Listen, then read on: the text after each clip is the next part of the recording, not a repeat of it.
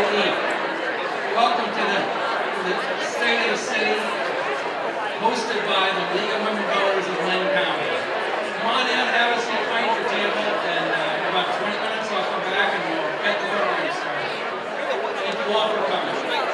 So, what was I? Oh, we were out with Doug Lewin. Yeah. And Dave Gentlemen, true gentlemen.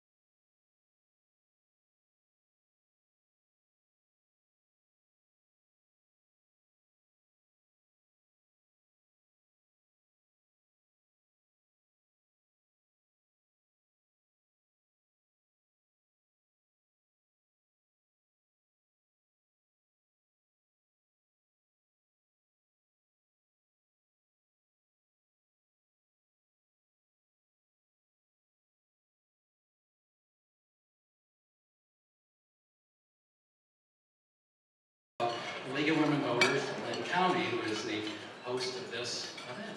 And we're very excited that you're all here. I will call on the stage now, please, Pastor Kelly Lau Lancaster, who is the pastor of the First Lutheran Church, for our invocation. Pastor? Well, hello. My name is Katie Lau Lancaster. You can just call me Katie. It is good to spend this time together. If I can ask you just to put a pause on eating, you can continue to chew. If we can just put a pause and let's just enter into this time. I want to share with you that not only am I a pastor at First Lutheran Church here in Cedar Rapids, but that's where I grew up as an infant along with my 8 siblings. I can go even further back. First Lutheran Church is the home where my father grew up when his family entered Cedar Rapids at 1928. He shared stories of Cedar Rapids where he would hear the lions roar. He shared stories where they traveled from church to church on trolleys. The building right down here is where my grandfather's first business was headquartered, and it still stands to this day. The stories of Cedar Rapids filled my childhood, for my father was proud to be a Cedar Rapidian. He was proud to see this community grow. It's from those traditions, that we enter into conversations today. I want to thank all that have entered here today, but I want to share one childhood story of my father. I'm tattling on him because he cannot defend himself. There was a time when the fire department had to come to his childhood home, which still stands here in Cedar Rapids. Why? Because they had gotten a mule stuck in the stairwell. All first responders went, there's been odder things that have happened. But at this time, this young teen got a mule stuck in the stairwell. When asked why the mule was in the house, he said, because I wanted to see if it would fit into my bedroom upstairs. He shares that story, but also the laughter of this community, the stories that make our city strong. Hold those stories as together we are now going to pray. I will invite you, after I say, Lord, in your mercy, I invite you to respond with, hear our prayer. Will you join me, please?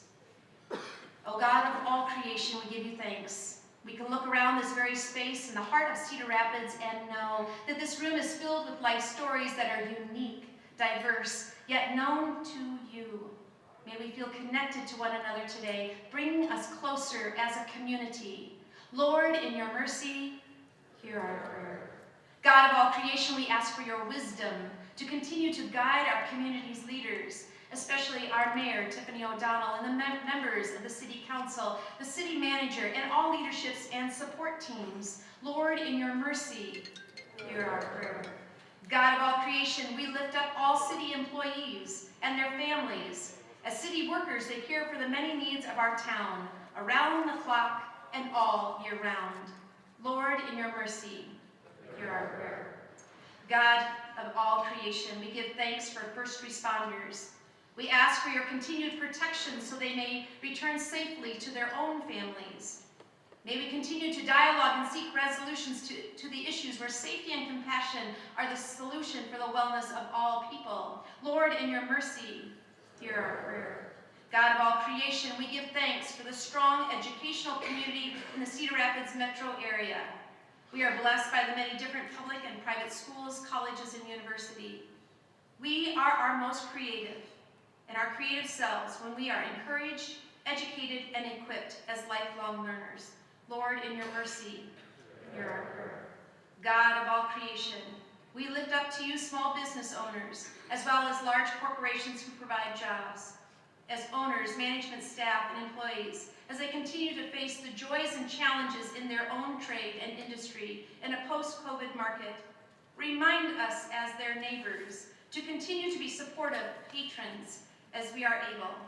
Lord, in your mercy, hear our prayer.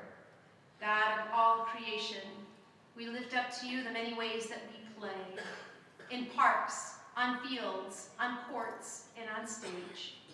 May we role model to children of all ages fair play and applaud the gifts of one another. Lord, in your mercy, God of all creation, we lift up the challenging work of nonprofit organizations and charities, those who serve and those who are served. May our collective actions care for those who are hungry, in need of shelter and clothing, and those who need our compassion dealing with health and wellness challenges. May we speak up for social justice and advocate more for our neighbor than our own selves. Lord, in your mercy, God of all creation, you hear the prayers of your people woven into the beautiful, diverse, and unique tapestry that covers our town and the towns around us. Give us your grace to love all our neighbors, encountering one another with respect and dignity, speaking and listening so that we bring out the best in one another and reflect the goodness of a healthy and vibrant community. Lord, continue to bless this place known as home for all citizens in the Cedar Rapids metro area. Lord, we lift up our prayers, the ones spoken and unspoken, known to you indeed, for you hear the prayers of all your creation. Amen.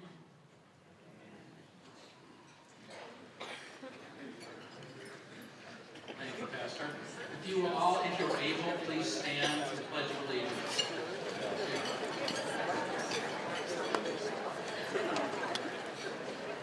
I pledge allegiance to the flag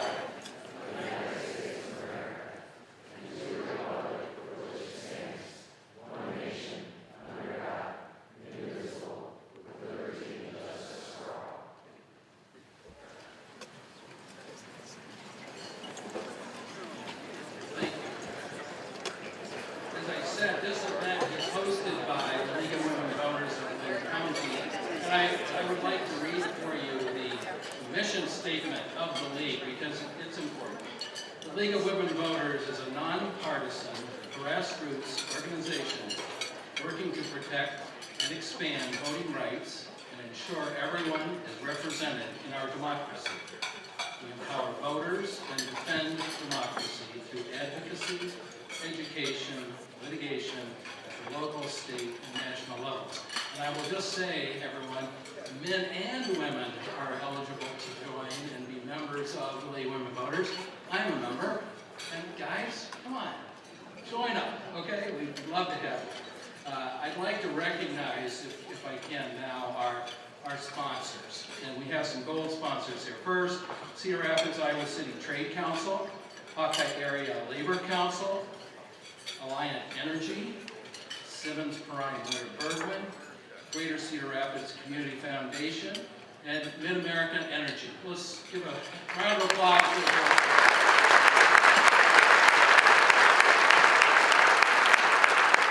Thank you. And our silver sponsor, Shuttleworth and Ingersoll. Collins Aerospace. Give them a round of applause, please. And one more time, a bronze sponsor, Howard R. Green. Thank you for that. Let me explain the format here, what we're going to do. First, I'm going to sort of tell you our order of the program here, and then I'll introduce the mayor in a minute. But you have cards on your tables, and they are for writing questions. If you have a question that you'd like to ask the mayor, please write it on the card, hold it up, the league member will come and get it, they'll bring them over here, and then they'll give them to me, and we'll ask questions as we have time. Okay? Now it's time to introduce our guest of honor, Mayor O'Donnell. Has been a leader in our community for over 2 decades. She's the CEO of Women Lead Change, and she's the mayor of Cedar Rapids. Welcome to the stage now, the Honorable Tiffany O'Donnell.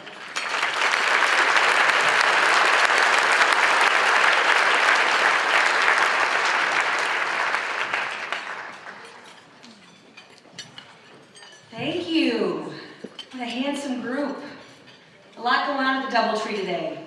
Thank you for being here. I know you all have many places to be and a lot of important work to do, so I'm grateful to have you here. And Pastor Katie, thank you for getting us started. I wonder if I should just sit down. After that, your sentiments are felt certainly by the mayor, and I know by so many of us in this room, so thank you so much. This is our 40th annual State of the City address here in Cedar Rapids. Last year, during my address, you'll recall that I literally and figuratively took the keys to the car. I reflected on the opportunities in front of us if we choose to engage, if we choose to control our destiny. It was all right there, rather than to react to the disasters that continue to fall upon us. It is truly a privilege to be surrounded by so many of our community leaders from so many different sectors, our business, our industrial, our nonprofit, and government sectors, and most importantly, the citizens of our great city. Together, you represent the heart and soul of Cedar Rapids. I believe a collective force united in our vision for a bright future for the city of Five Seasons. I would like to acknowledge teams from our congressional delegation who are here today. Thank you. Welcome also to our elected officials from the Lynn County Board of Supervisors and the Cedar Rapids Community School District. And thank you to our Metro partners, Mayor Bill Bennett and our friends from Hiawatha, Mayor Nick Abuasili and his Marion team. You are doing great things. We're partners as a greater Cedar Rapids metro community, and we're also friendly competitors. Your energy and progress keep us all pushing forward. We are getting it done together, my dear friends. And did Bennett wear a tie today? Woo! Must be a big day. Friendly competitors, friendly competitors. Our city is also led by a great group of dedicated professional and elected staff. We certainly bring a diverse points of view that come together as a team to lead our great city. I'm grateful for the opportunity to work alongside such talented and devoted individuals. I want to send a personal thanks to our city manager, Jeff Pomerantz, and my city council colleagues here with us today, Mayor Pro Tem Ann Poe, Marty Hager, Pat Leffler, Scott Olson, Tyler Olson, Scott Oberlin, Dale Todd, and Ashley Van Orney. And now, most importantly, the work that our community has entrusted us to do would not be possible without the most incredible staff who are always at the ready with a plan, with a solution, and as I like to say, a way to yes. I'd like to invite the directors and the city staff who are here in attendance to be properly recognized.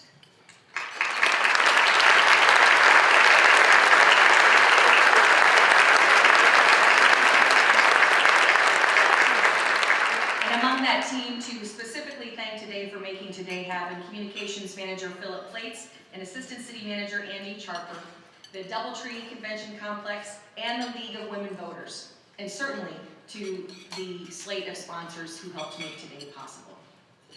And now, what do you say we talk about the state of our great city? Development and opportunity have accelerated at a record pace. You can visibly see the signs of progress, from the framing of the First and First West development, to floodgates and walls, to detour signs across town as we pave for progress, to new affordable housing being built across the city. We are moving, friends. We've made significant progress in our infrastructure, public safety practices, and support for all of our neighborhoods. Cedar Rapids is kind of like the Oscar-winning movie, Everything, Everywhere, All at Once. And we love it that way. For that reason, I am pleased to report that the state of the city of Cedar Rapids is strong. We're seizing the opportunities in front of us and building on our successes. We have all the ingredients right here to build a better city and a brighter future for all of our citizens. And as I was preparing my remarks today, I realized how fitting it should be that we gather over a shared meal. Most of you know I grew up in an Italian family. My grandparents immigrated from Sicily, so we need to call them Sicilian, not Italian, or I'll get in trouble. Sicilians who immigrated to the south side of Chicago. So pretty much every weekend after church, my family loaded up the station wagon, me facing backwards. Any Gen Xers in here? Yeah, always saw where we had been. And drove 2 hours at that time from Bettendorf to Chicago for Sunday dinner. My grandma would spend all day in the kitchen making her famous ravioli from scratch. And one by one, each family would arrive, often to the sight of my Nana and Grandpa in the window, waiting for us. These dinners were a staple in our family back then, and it was a tradition that brought us all together and created a sense of unity, of safety, of belonging. They were the one thing that we could all look forward to every week. Some 50 years later, yikes, not a whole lot has changed. Cedar Rapids is my home now, though, and our kids come here to visit Mimi and Papa. And Sunday dinner is still a constant in theirs and our lives. Family dinners are more than just a meal. They are a time to connect and to share ideas, argue sometimes, and laugh every time. Welcome new people and build the bonds that bring us together. All the ingredients mixed together to make a lifetime of memories and a family that will endure for generations. The best part is it doesn't really matter if it's homemade ravioli. At our house, it's often takeout from Mead Pizza, and that's okay. Today, it's sandwiches and chips with 700 or so friends here at the DoubleTree. Many familiar faces here and plenty of new faces as well. Last year, we hopped in the car and went for a drive. So today, we've arrived. We are at the table, and together we are here to connect, share a meal, and work together as one Cedar Rapids family. Today, our great city is on the menu. So let's dig in. I hope you're hungry. We'll start with an appetizer. This is just a brief assessment of our current state as it relates to many important initiatives, our flood protection, our derecho recovery, and our streets. We'll start with flood protection. In the past year, we celebrated the completion of several floodgate projects. The completion of the flood wall at the National Czech and Slovak Museum, the Shaver Road Bridge, and storm sewer improvements. Don't forget, the water has to come up from somewhere. Those storm sewer improvements are critical to our mitigation. These projects mark important milestones in our journey toward flood protection and are consistent with our goal of flood protection in plain sight, using the structures to add to our amenities rather than create a city that is fortified by walls. We've made substantial investments in building this system with the support of state and federal funding partners. Just 3 weeks ago, you may remember, we announced an additional $180 million in committed federal funding to complete the East Side system, which is a boost, certainly, to that critical project. To date, we have nearly 2 miles of permanent flood protection on both sides of the river, which is about 25% of the total flood walls, levees, and the underground protection needed to keep us safe. These projects not only protect our community, as I mentioned earlier, in the process, they make our town a better place to live, with added green spaces and amenities that people of all ages can enjoy, further enhancing our environmental footprint. Derecho recovery. We are moving as fast as we can to put this disaster behind us. When staff, for example, found out that stump removal firms were difficult to find, A, and B, expensive, we took the steps to buy our own equipment, knowing that we could do it better and faster. Crews have removed more than 9,200 stumps to date. Staff has been working hard to complete this work by the end of this summer, grinding all stumps in just about 1 year's time. As you know, the city made a strong commitment to restoring our urban tree canopy. This includes the comprehensive relief plan to prioritize our street tree plantings in neighborhoods over the next decade, with the help of partners like Trees Forever and a $1 million annual city commitment to the effort. To date, we've made great progress with so far 4,400 trees already in the ground. We still need help in making this plan a reality, so it is on all of us to continue to work toward achieving our $27 million fundraising goal. Paving for progress. We hear you about streets and roundabouts and bike trails, but I digress. Potholes don't have parties, which you remember perhaps during the campaign. The funny thing is we're doing so much work now that people are actually upset about all the detours, and I get it. I do.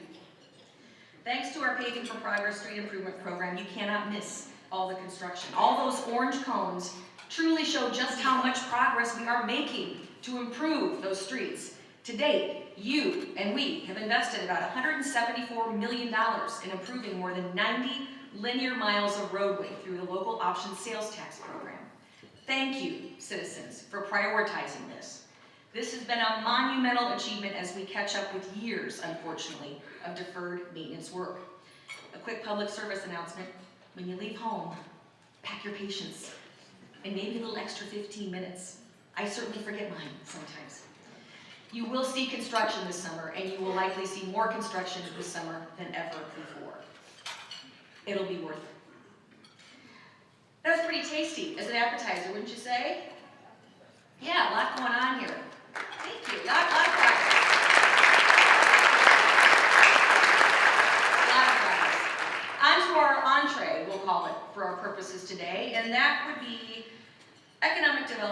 with a side of talent attraction and retention. We'll begin with economic development. Cedar Rapids is the driver of this metro economy, and we take that very seriously and are committed to living up to that expectation by putting more talent and resources on the plate. You've often heard me say that successful regionalism, in my view, is Cedar Rapids being the best Cedar Rapids it can be to support the region. City Manager Jeff Pomerantz has assembled an incredibly smart, driven, and focused economic development team ready to help us reach our collective goals. A few highlights: Cedar Rapids has entered a new area of growth. In our fiscal year of 22, the city reported a total valuation of building permits at an impressive $773 million, nearly double the previous record by $323 million, and continuing an ongoing pattern of record-breaking year-over-year permit valuations. Commercial, industrial, single, and multi-unit residential make up the bulk of that work, indicating strong and continued community growth. Cedar Rapids continues to embark on targeted economic development efforts to attract new employers and support existing ones. These efforts have unlocked new opportunities for our community. This past year, we once again commissioned Angelou Economics to identify how Cedar Rapids is actually perceived in the national marketplace and find new opportunities to attract new businesses and industries, further adding to the secret sauce of our city, which we believe is the diversity of the industries that we support. Everything from advanced manufacturing, aerospace and defense, transportation, logistics, biotech, medical technology, food and bioprocessing. By the way, we remain in the city of Cedar Rapids, the largest corn processing city in the world. And education and tech services. What's more, we have seen continued success with the Iowa State University and Cedar Rapids partnership. This partnership creates connections with growing faculty research and innovation that taps into byproducts, co-products, and waste streams of local industry that actually recruits new complementary industry that can use those products. Known as the circular economy, these efforts have already started to elevate our strength in industry to a whole new level and spur further economic growth like that in International Paper. Sometimes when we look at the whole, we miss the ingredients. Take a look at the global reach we have in little old Cedar Rapids. The Cedar Rapids economy is thriving thanks in part to our more than 10,000 businesses, including more than 300 manufacturing plants and 24 Fortune 500 companies with a range of multinational businesses. All those flags up there are represented by businesses calling Cedar Rapids home. Last year, we celebrated several new businesses and business expansions spurred by development incentives, and even more projects are under construction or set to begin shortly. I'm proud to say that among our most significant growth to date are the businesses that were built here. What's more, many great companies have discovered Cedar Rapids and continue to reinforce their presence here.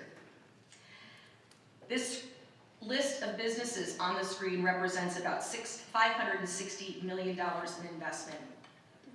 What makes me so proud, and should make you proud as well, in addition to those multinational companies, take a look at those family businesses who have also chosen to reinforce their place in Cedar Rapids.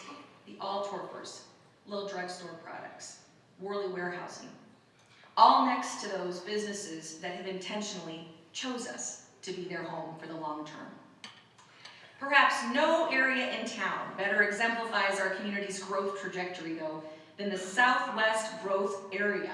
This is an area that has experienced rapid development, almost too quickly, frankly, with business investing more than $1 billion over the past decade, resulting in 1,000 new jobs and retaining more than 2,000 of them.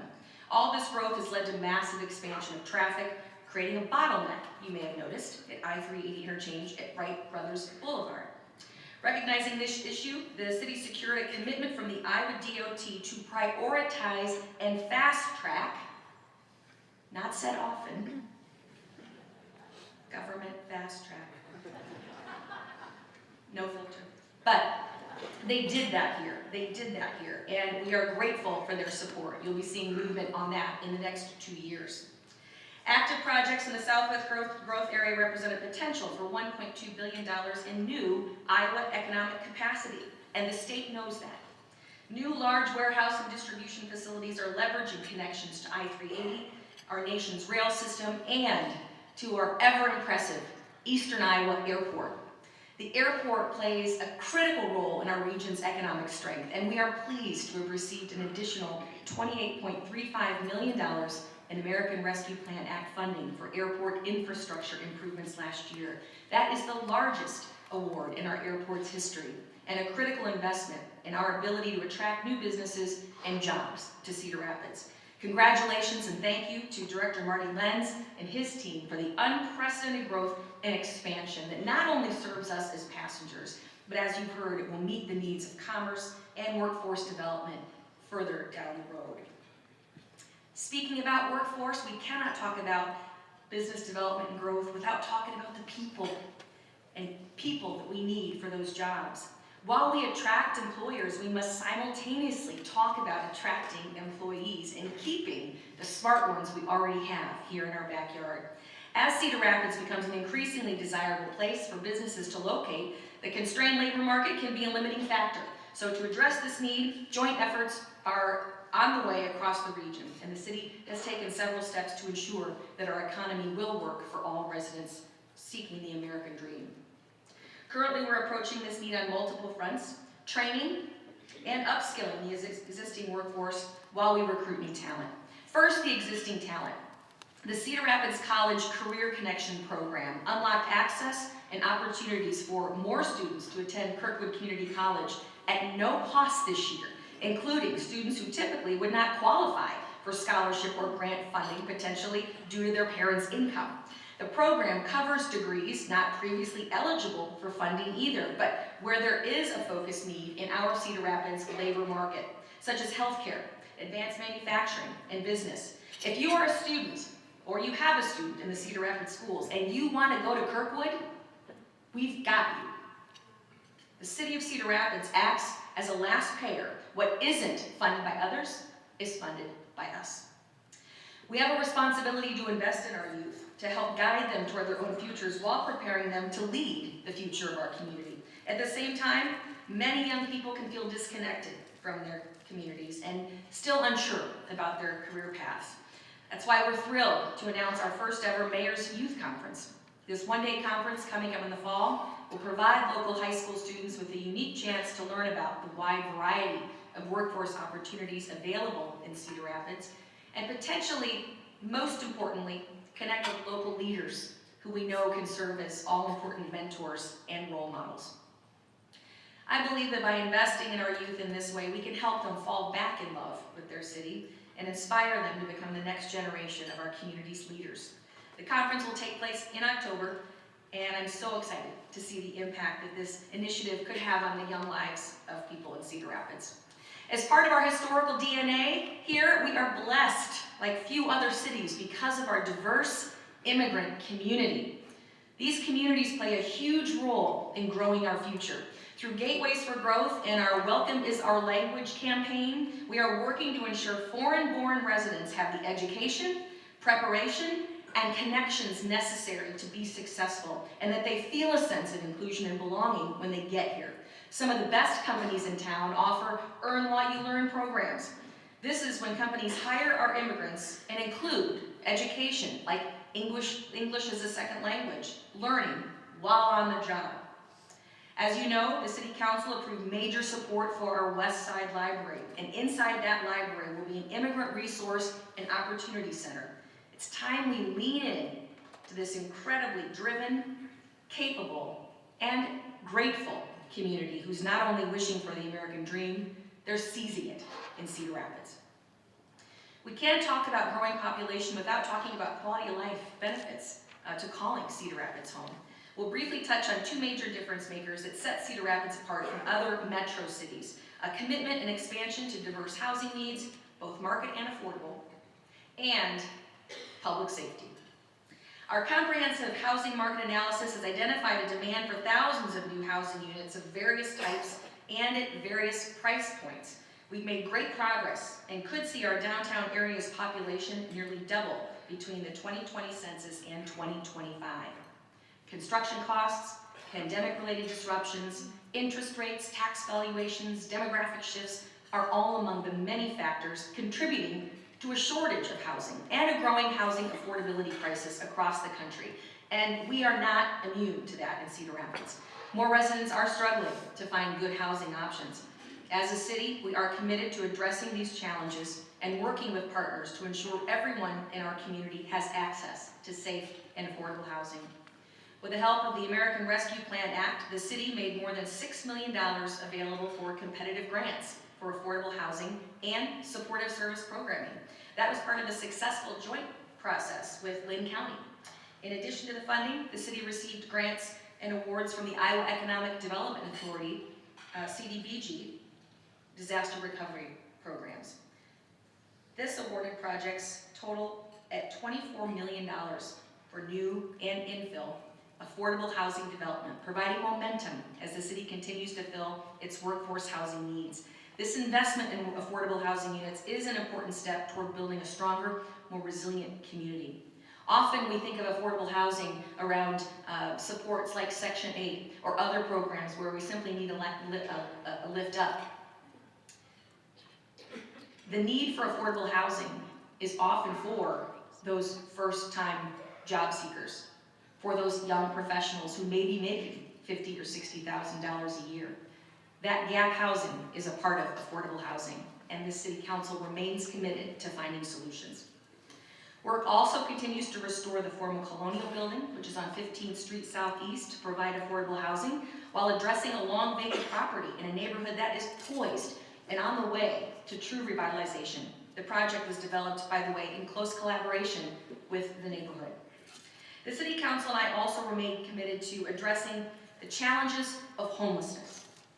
We recognize the importance in supporting our community's most vulnerable populations and understand that this is a complex issue that requires difficult solutions over the long term. With additional help from the American Rescue Plan Act, we've invested resources in local nonprofit organizations working to address homelessness. And this summer, we'll be collaborating with the National Alliance to End Homelessness, which will collect data from our community and establish an inventory of resources that are currently available to those experiencing homelessness. It's clear that Cedar Rapids is committed to supporting its residents through innovative and collaborative initiatives that can make a real difference in people's lives. This survey will help us identify existing services and where there may be gaps to fill. Ensuring a safe community is a top priority for any city government, and we are proud to have exceptional relationships between our residents and law enforcement. Since my last address, the city has seen lower reports of shots fired and aggravated assaults, with a marked decrease late last year, and rates holding at lower than average through the first 4 months of this year. Compared to this time last year, aggravated assaults are down more than 20%, a trend that we hope continues. Property crimes also decreased over the last year, including a 16% reduction in thefts from homes and vehicles. This is attributable to several factors, including because residents have simply become more diligent about locking their homes and vehicles and keeping valuables out of sight. This is also thanks to the proactive work and public education messaging from our Cedar Rapids Police Department. We must acknowledge, though, drug-related crime and shoplifting are both higher here in the last year.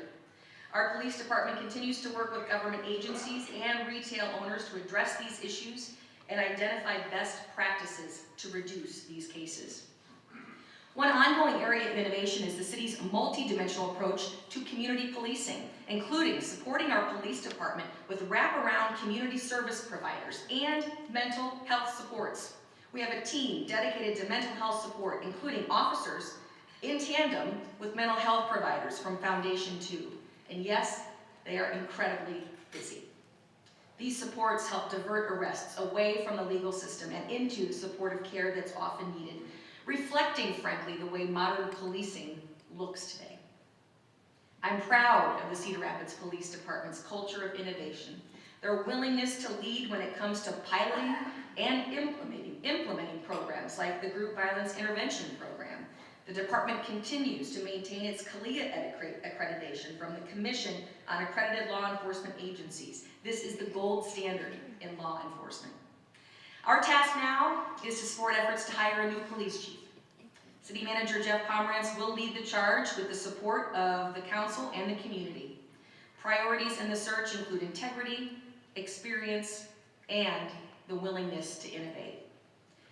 And we continue to invest in our very capable, impressive, and dedicated fire department, which updated its strategic plan just last year and continues to work tirelessly to protect our community from fires and other emergencies, providing the fastest possible response time to all areas of the city. I'm grateful for Chief Smith's leadership and his team that provides fire safety as well as disaster services for our city.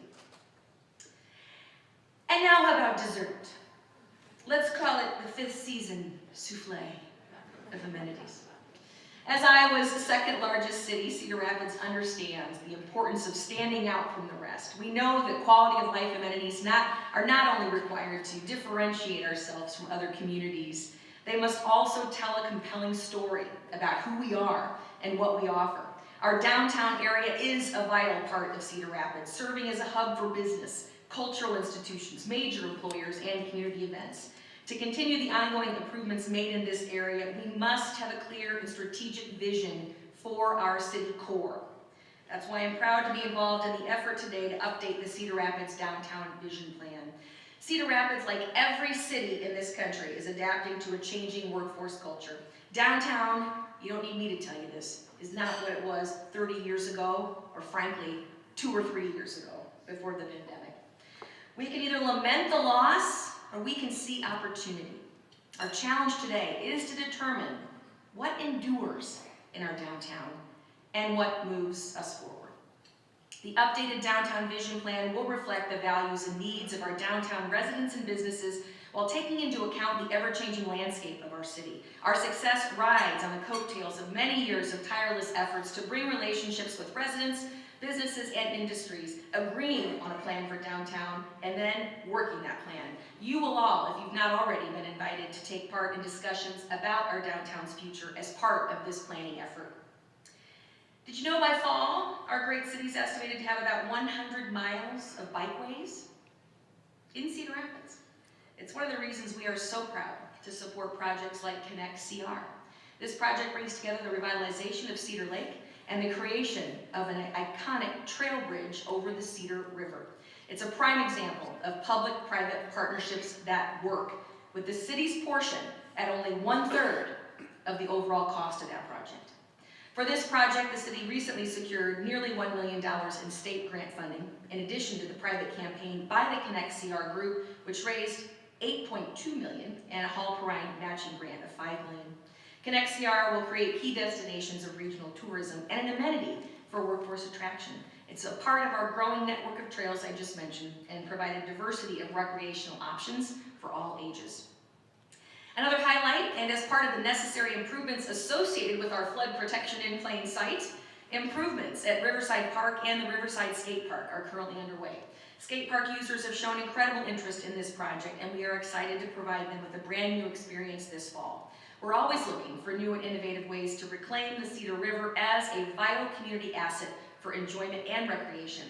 One exciting project in the planning stages is the modification of the I-380 5-in-1 dam to add a river recreation component. With some preliminary funding coming from the Iowa Reinvestment District program, this project is in its early planning stages and would create much needed green space for residents and visitors to connect with nature in the middle of a thriving and attractive urban environment. The city also recently secured $3 million in Destination Iowa grant money to accelerate key elements of Czech Village New Bohemia Area Action Plan, including revitalized Czech Village Roundhouse. Can I get an amen? The Roundhouse is coming back. New flexible streets and neighborhood gateways. These transformational improvements will take Cedar Rapids to the next level. Again, what endures and what innovates. These projects do more than just provide amenities for us. They create experiences that tell the story of Cedar Rapids as a city that values recreation, national beauty, and innovative solutions to everyday problems. Part of our efforts to create a community that meets everybody's needs is investment in our parks. To that end, last year we celebrated the opening of our first new signature park in years at Hughes Park. Our gratitude goes out to the Dwight Hughes family who, in addition to being honorary caretakers of the park, donated the gorgeous horse sculpture at the entrance to tell us the story of their landscape nursery business that once stood on that actual site.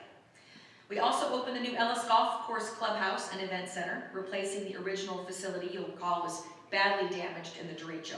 The former Jones Golf Clubhouse is also undergoing renovations. Two other projects that reinforce our story as a recreation community are new and long-requested dog parks coming soon. One over in Jones Park and one in the district, Czech Village, New Bohemia. That's a public-private partnership as well, with many more opportunities to build community to come. Altogether, these projects will not only attract new visitors and conventions and new talent to Cedar Rapids, it'll also serve to keep the talent and families who are already living here. Now let's just talk about one major development project well underway at First and First West, because a lot of you had mentioned that to me. This is not your typical project. It is a linchpin for the Kingston Village. There's been a lot of work behind the scenes to get the point of breaking ground last May, including property acquisitions, street improvements, and flood protection considerations, community engagement, and stakeholder input. This project is another example of how the City of Cedar Rapids planned ahead and exercised some patience to make sure we got it right.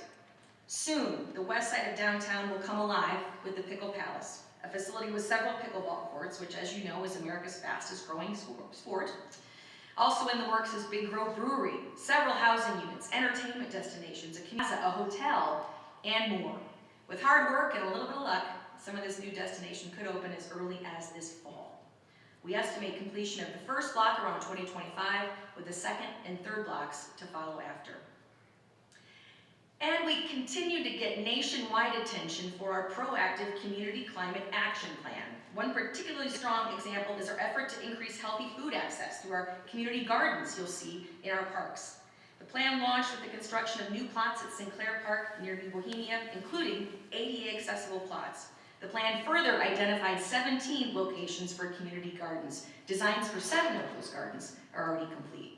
The city's age-friendly action plan included an item to conduct a feasibility study for a dual-use intergenerational center and sports complex that would serve the community's recreation, sports, and community-centered needs, bringing together residents of all ages and abilities.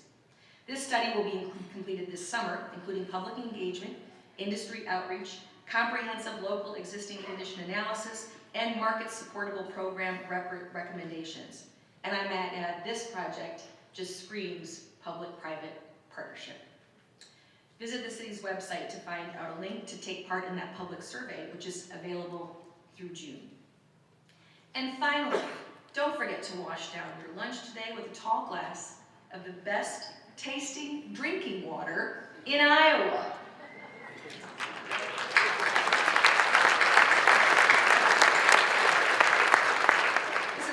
The Iowa chapter of the American Water Works Association. And I'm also pleased to announce that to that end, improvements to our Northwest Water Treatment Plant are 75% complete, with construction anticipated to be wrapped up this fall.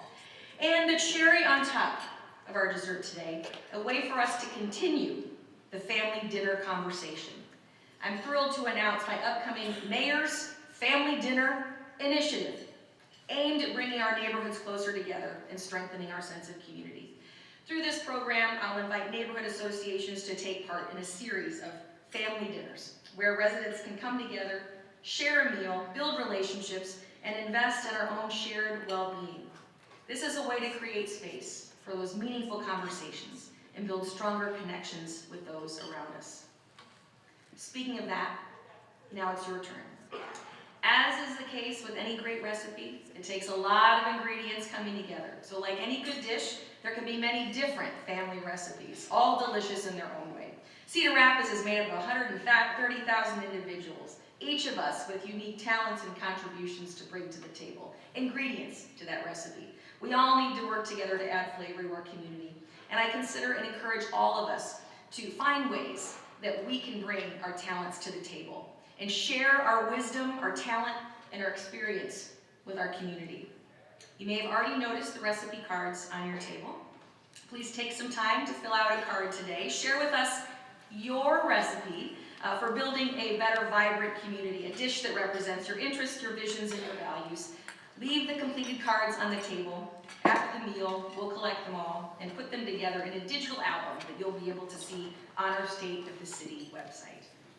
Whether your family is connected by love or biology, by choice or by circumstance, every Cedar Rapidian deserves to feel the sense of belonging and community that a family dinner can provide. Issues that from a distance may divide us soften when we're face to face. That opens us up to the community that we all share. The state and the city of Cedar Rapids is strong because our residents are strong, our businesses are resilient, our industries are thriving. Cedar Rapids is made up of many individual members of a greater family, each with their unique recipes to share and stories to tell. Thank you for being part of our great story.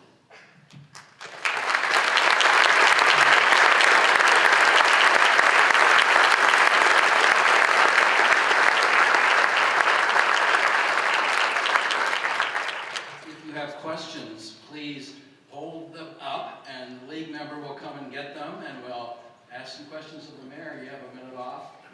And then we'll see if we have any questions. There's some over here, league members, so you can go get those and bring them up. We'll all ask them. Okay, we'll give you a minute.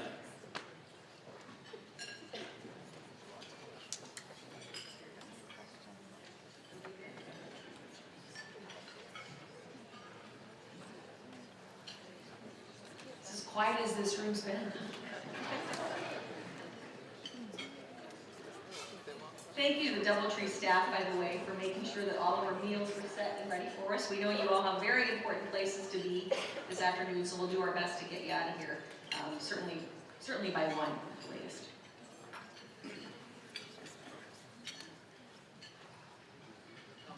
Okay.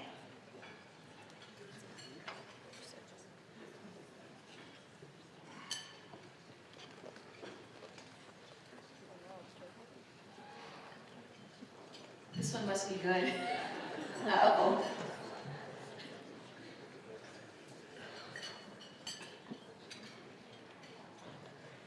Okay, Mayor, what surprised you the most about your first year in office?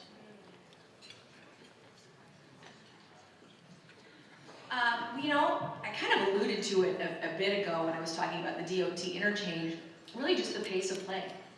I think for those of us coming from the private sector, things take a while to do. And I've already realized that, if what I want to get done in my first 4 years isn't on its way, it's almost too late. Things take a while to do. And I also learned there's good reason for that. We're not spending our money. We're spending our money. So while it can be frustrating at times, I do appreciate the level of checks and balances we have in our city, and we make sure that what we're spending money on achieves our collective goal. Thank you. Here's another one. What are some of the interesting ideas that have come forward in the downtown planning process? You've covered some of them, but any others? Well, there was so much more I wanted to cover about that. I think we have such an opportunity for increased housing, and we're hearing that from our consultants that we hired out of Denver, a company called Puma. We've heard opportunities to diversify what we offer down there, and among that is housing. Leaning into the green space that's there already. Public art, which if I had more time, which I guess now I'm taking it, our public art program is robust and again becoming a part of a tourist attraction here. That's really important to our downtown. And we talk a lot about dog parks, and I know that's kind of a joke inside City Hall. Week 1, the mayor wants dog parks, and I do because I love dogs. And most importantly, we look at those spaces as community gathering places, as parks. Often now, without my kids at home anymore, I know the names of people's dogs. Often more than should I admit that out loud?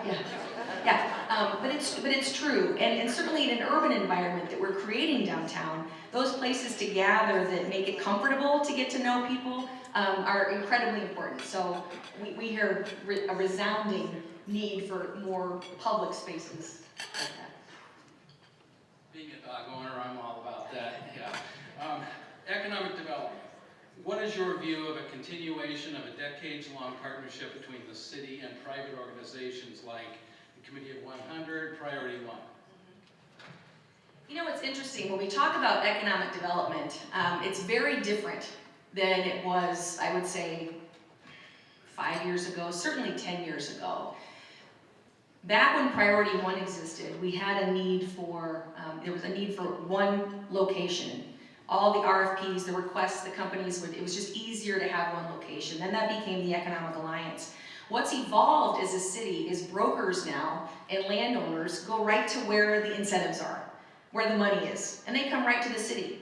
So relationship is very different, and it requires a lot of collaboration and communication with entities, with our private business partners, as well as with organizations like the Economic Alliance, to make sure that we're not duplicating services, because the needs are different. And we continue to examine ways to make that targeted and focused for Cedar Rapids.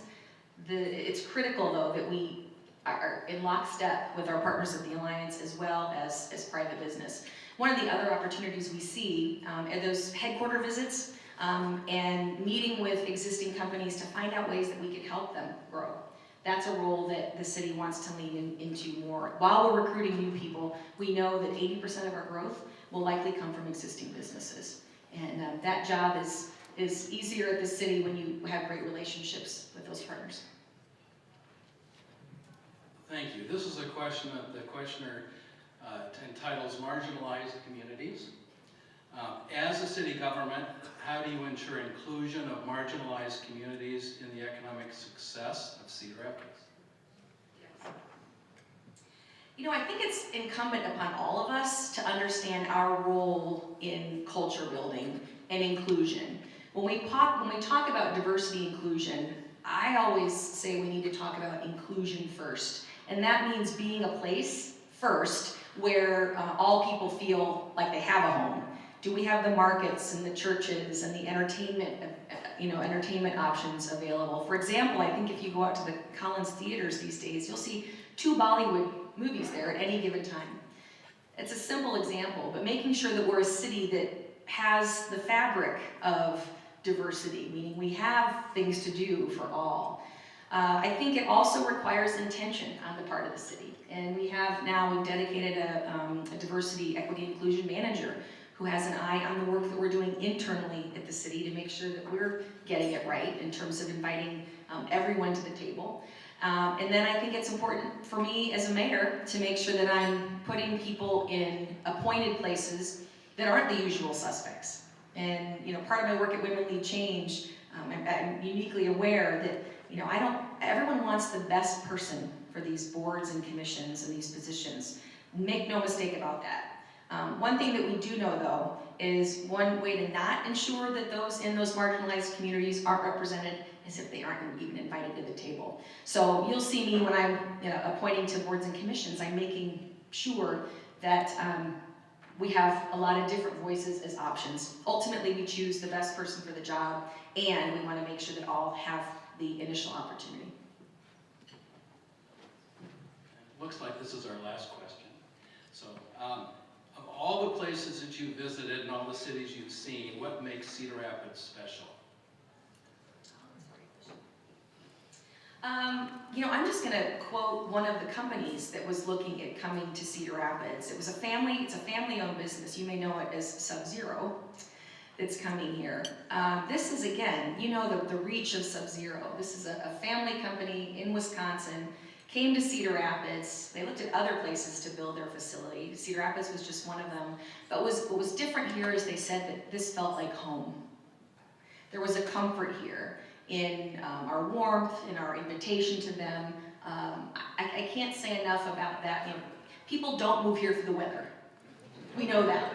We know that. So we do lean into our culture. I lean into our culture and amenities. But I think what really sets us apart is people live here on purpose. And that can be felt, just so you know. That can be felt by those visiting outside. So I would just encourage us to continue to be that, welcome is our language community. And others will see that and they will stay, and more importantly, they'll come. Thank you, Mayor. Great answer. My name is Steve Pace. I'm an attorney at Shuttleworth and Ingersoll in Cedar Rapids. It's been an honor to be your moderator today. Thank you to the League for hosting this event. Thank you, Mayor, for your great remarks, and we are adjourned.